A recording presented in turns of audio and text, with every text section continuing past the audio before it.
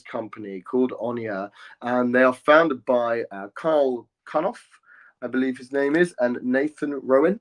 So they are based in New York, which is very relevant because obviously that's where I'm currently live streaming from.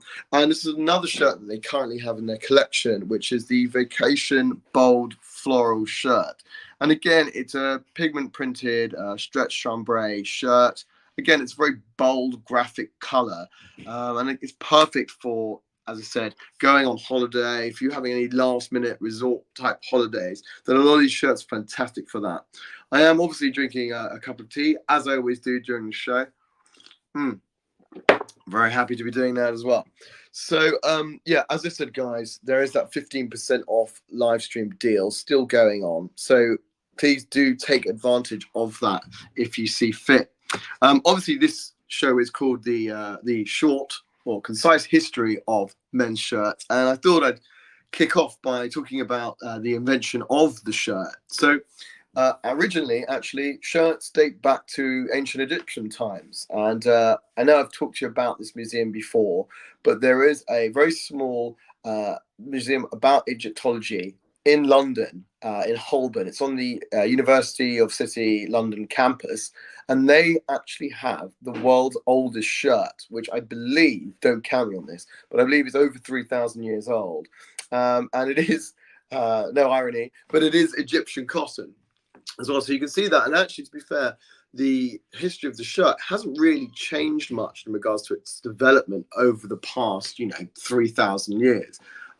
So you can go, it's a free museum. You can go there and you can go and see the world's oldest shirt. They also do have the world's oldest pair of socks as well. So whilst you're there, why not tick two boxes instead of one and go and see both? So obviously, as I said, to the beginning of the shirt dated back from ancient Egyptian times, and I believe this shirt was found. I think it was found in a mummy's sarcophagus. Actually, don't hold me on that, but that's why I believe it was preserved so long.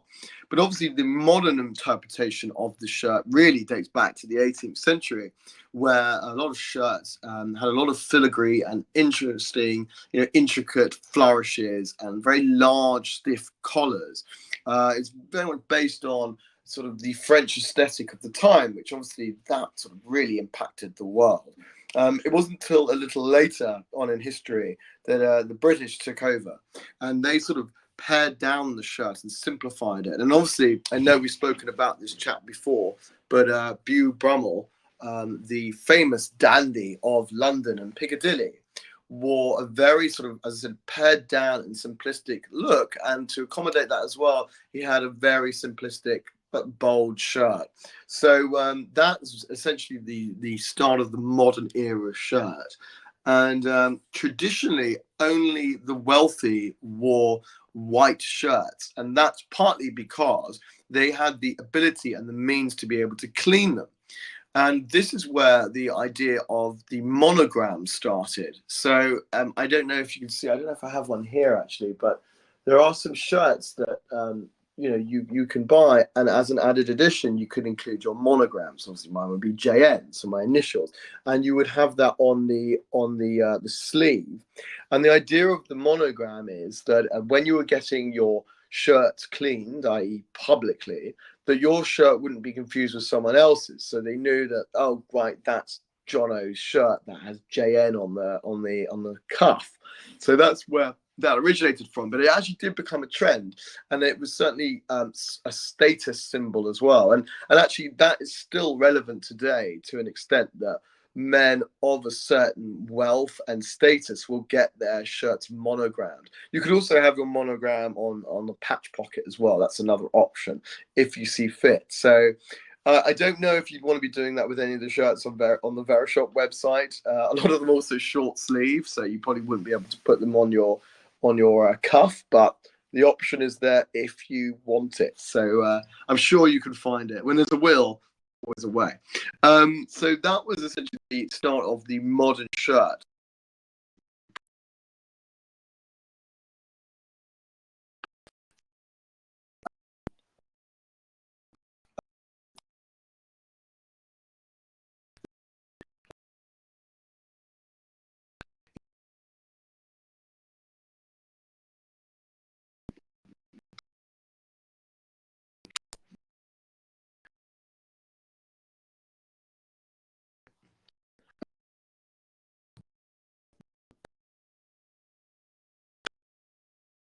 box below.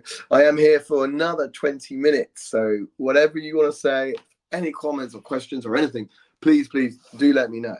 So also, I know we've spoken about before in regards to jackets, and of course that men in World War One, for instance, or physicians, when they needed to quickly attend to someone that's obviously wounded in the battlefield, they'd have to roll up their sleeves. But it was far easier if they were getting sleeves that had buttons attached to them, so they could uncouple the button and then quickly roll up their sleeve.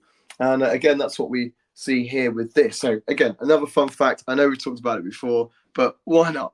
I'm going to move on to the next product, by the way, and this is a brand